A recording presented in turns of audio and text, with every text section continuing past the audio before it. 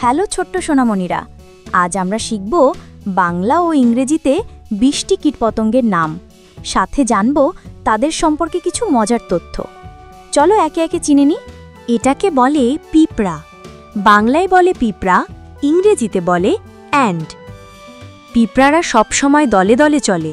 তারা খাবার খুঁজে বের করে এবং মাটির নিচে ঘরে নিয়ে যায়। পিঁপড়া খুবই পরিশ্রমী আর একে অপরকে সাহায্য করে। এই জন্য পিঁপড়াকে দলের শক্তি বলা হয়।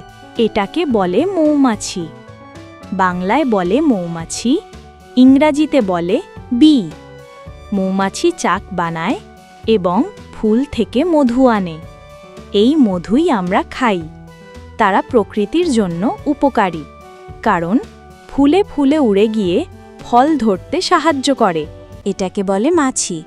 বাংলায় বলে মাছি, ইংরাজিতে বলে ফ্লাই। মাছি সাধারণত নোংরা জায়গায় থাকে। খাবারে বসলে অসুখ হতে পারে, তাই আমাদের সবসময় খাবার ঢেকে রাখতে হয়। এটাকে বলে প্রজাপতি। বাংলায় বলে প্রজাপতি, ইংরেজিতে বলে বাটারফ্লাই। প্রজাপতির রঙিন ডানায় নানা নকশা থাকে। তারা ফুল থেকে মধু খায় এবং ফুলের পরাগ ছড়িয়ে দেয়। ছোট্ট শুঁয়োপোকা থেকেই প্রজাপতি জন্ম নেয়। তাদের দেখে সবাই খুশি হয়। এটাকে বলে মশা। বাংলায় বলে মশা, ইংরেজিতে বলে মাসকিউটো। মশা রক্ত খায়। এরা কামড় দিলে চুলকায় এবং কখনো কখনো রোগ ছড়ায়। এই জন্য আমাদের রাতে মশারি টাঙানো আর পরিষ্কার পরিচ্ছন্ন থাকা দরকার। এটাকে বলে লেডিবাগ।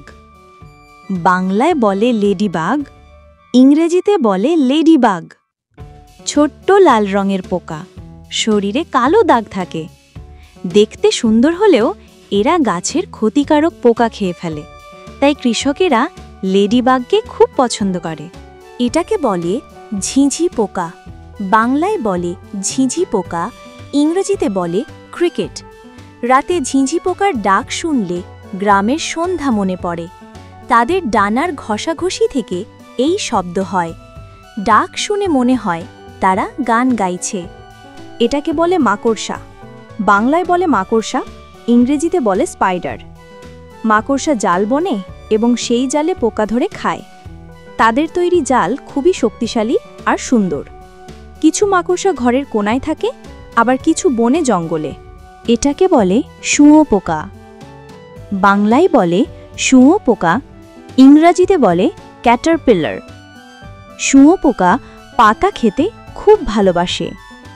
কয়েকদিন খাওয়ার পর এরা কোকুন বানায় এবং কিছুদিন পর রঙিন প্রজাপতি হয়ে বের হয়। এটাকে বলে বিছা। বাংলায় বলে বিছা, ইংরেজিতে বলে স্করপিয়ন। বিছার লেজে হুল থাকে। দেখতে ভয়ঙ্কর হলেও এরা সাধারণত অন্ধকার জায়গায় লুকিয়ে থাকে। রাতে বের হয় খাবারের খোঁজে। এটাকে বলে কেঁচো। বাংলায় বলে কেঁচো, ইংরেজিতে বলে আর্থওয়ার্ম। কেঁচো মাটির ভেতর থাকে।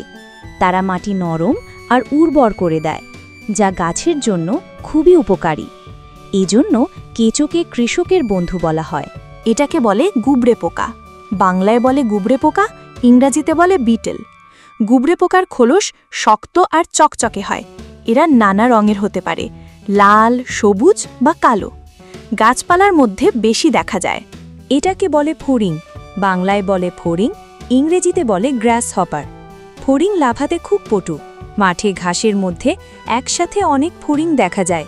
তারা মূলত ঘাস খায়।